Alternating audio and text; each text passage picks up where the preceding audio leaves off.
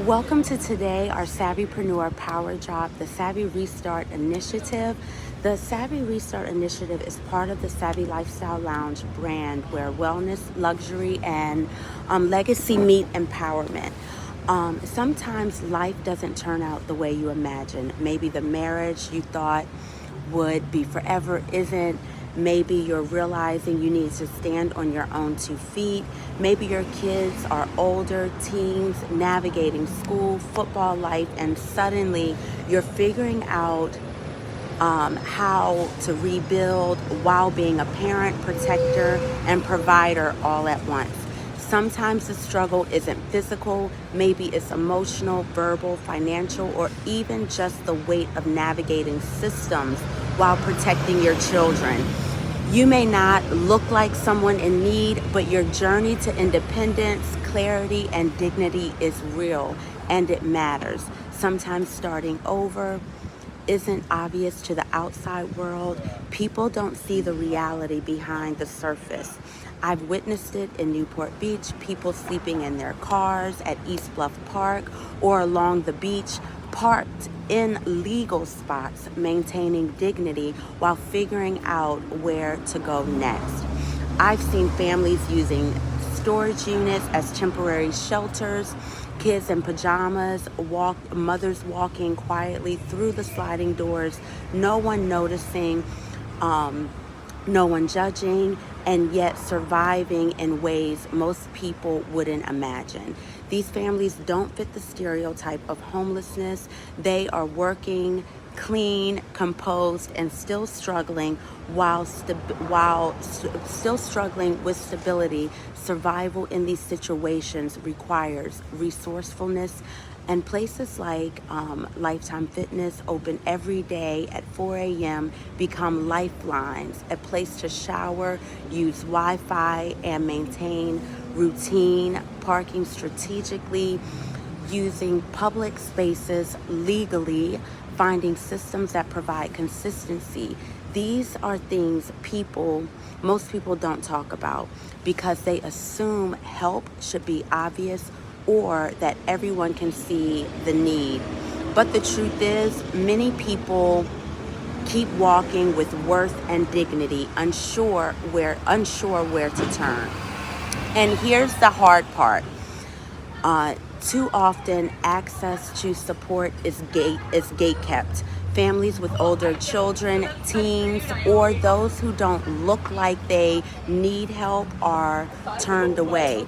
People who are paying taxes, voting, doing everything by the book, these same people can be denied assistance simply because they don't fit someone else's idea of need. That's why understanding your rights is crucial. You can request audits of city allocated funds to ensure homelessness and DV resources are reaching the people they're meant to serve. You can advocate for yourself, your children, and your family, because no one should have to stay stuck in a situation while help is technically available. I've built the Savvy Restart Initiative to fill these gaps, to connect you to housing, legal guidance, financial coaching, emergency support, and all the resources people don't always see. Whether it's shelters, coordinated entry systems, transitional housing programs, financial literacy workshops, IRC credit building, or micro loans, Cal VCB, or even just knowing where to get a shower, Wi-Fi, safe spaces. These are the practical tools that allow you to reclaim independence. The reality is, survival looks different for everyone, but dignity, resourcefulness, and one-on-one guidance should not be optional. They should be the baseline. And that's exactly where the Savvy Restart Initiative provides a way to reset, rebuild, and rise, no matter what the world assumes about you. In affluent communities, people often navigate support and independence in ways that are invisible to outsiders. I have personally experienced how individuals and organizations present themselves as allies only to withdraw or manipulate situations when things don't go their way. This isn't hypothetical, this is real life. When I didn't operate according to how certain individuals expected, suddenly I wasn't their friend anymore. Their support was conditional based on appearances or accolades, not real accountability or problem solving. So specifically, agencies like Mercy House, 1736 Family Crisis Center, which are supposed to provide transitional housing support, engaged in practices that were fraudulent. Whether intentional or not, both programs claim to cover 100% of my rent initially, then gradually reduce their contribution over months. In practice, they never fulfilled these agreements, despite my application being approved based on these promises and my own qualifications, credit check, background check. The very support they were supposed to provide, apartment complexes would never have approved the leases without this backing. This is a clear example of misallocation of funds and systemic failure under the California law. Constitutes fraud. The consequences of this kind of behavior are profound.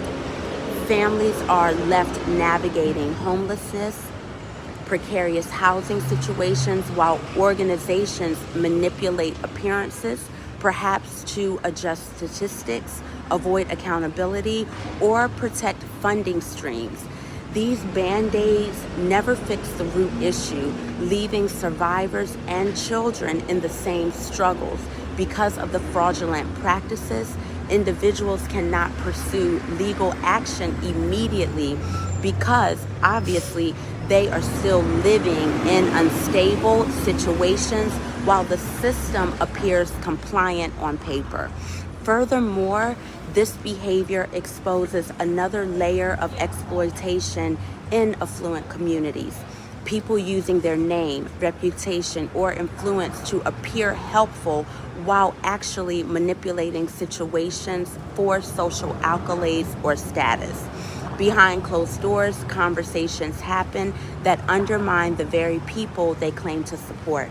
This is why survivors often cannot access real help, not because resources aren't available, but because the system and the people within it fail to act with integrity. I have endured this almost 4 years later, but now I am in a more stable environment. I am able to address and expose these practices, eradicate them from the roots, and show a pathway for others to navigate similar challenges safely and with clarity.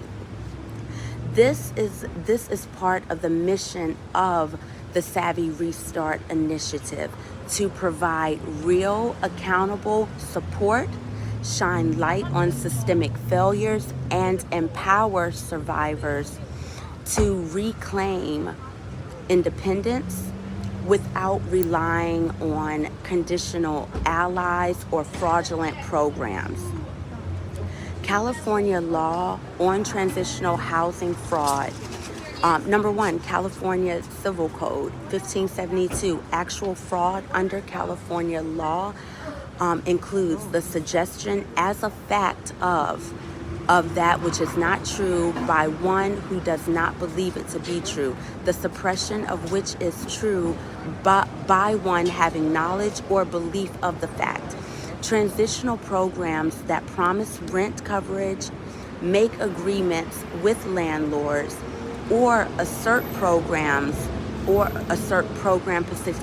participation and then do not fulfill those obligations meet the criteria for actual fraud under this statute.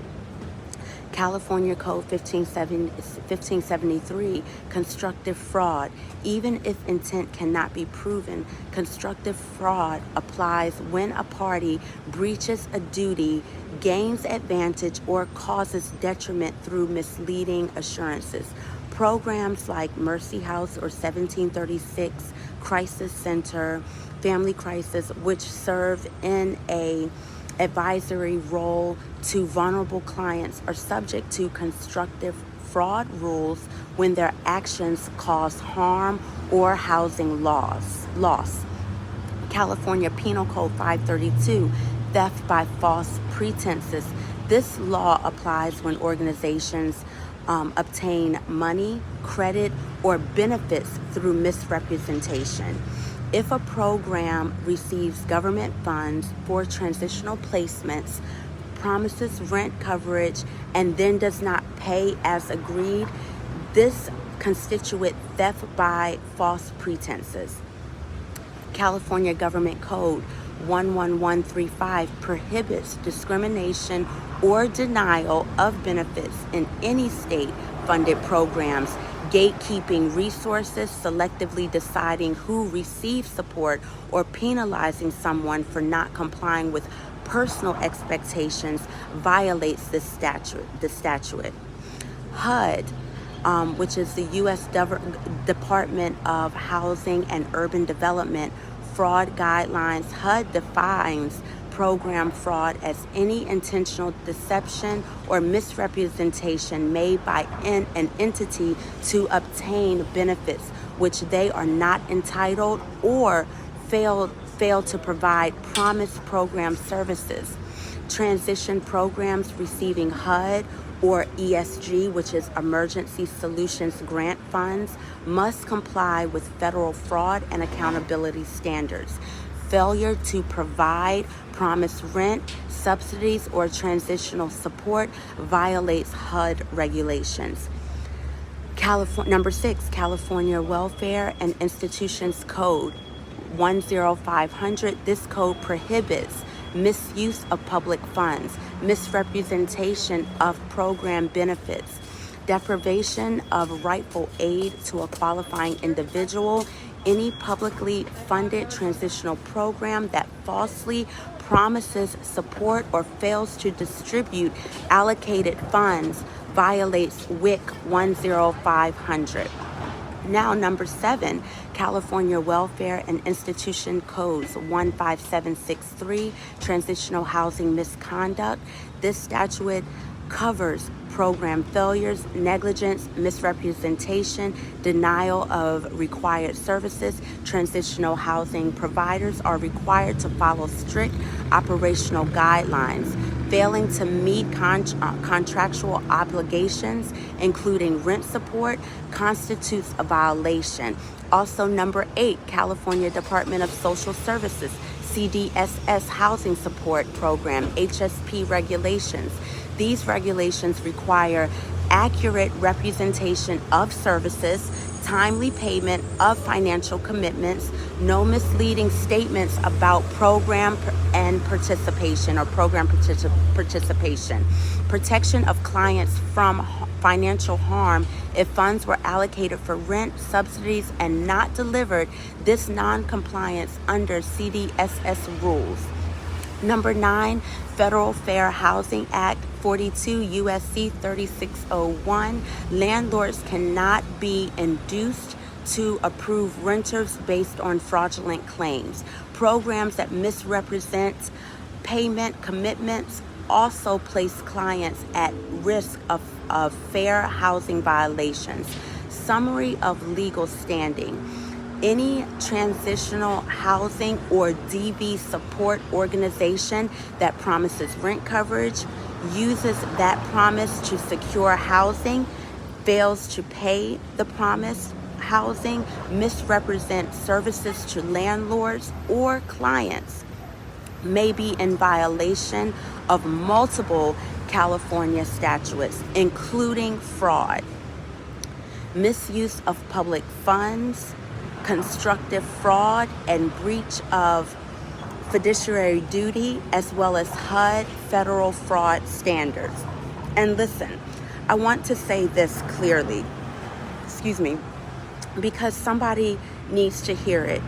When you go through these programs, these shelters, these services, and things don't match what they promised you, when you're told one thing, but the reality you're living is the complete opposite, that's not you complaining. That's not you being difficult. That's not you being ungrateful. That's called naming what happened to you. And that is the first step to reclaiming your power. Because here's the truth. There are laws, there are regulations, and there are standards that these organizations are required to follow.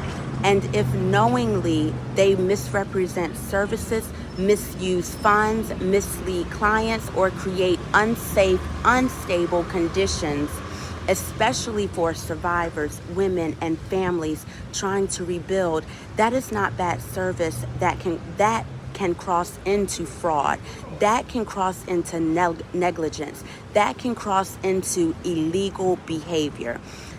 And that's why filing a complaint matters. Not because we're out here trying to tear anybody down, but because closed mouths don't get protection.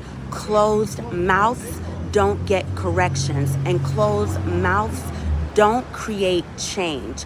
So when you take the step to file a complaint, whether it's HUD, CDSS licensing, fair housing, or a civil rights office, you're doing three things. You're protecting yourself because your story becomes your documentation. Number two, you're creating a paper trail, and programs behave differently when they know someone is watching. And then number three, you're protecting the next woman, the next family, the next survivor who might not have the strength yet to speak up. This isn't about being messy. This isn't about being, this is about you being responsible with your experience. You survived the situation. Now you get to hold the system accountable. And that's why in my Savvy ReStart resource vault, I've added a simple breakdown of how to file a complaint and what agencies handle what.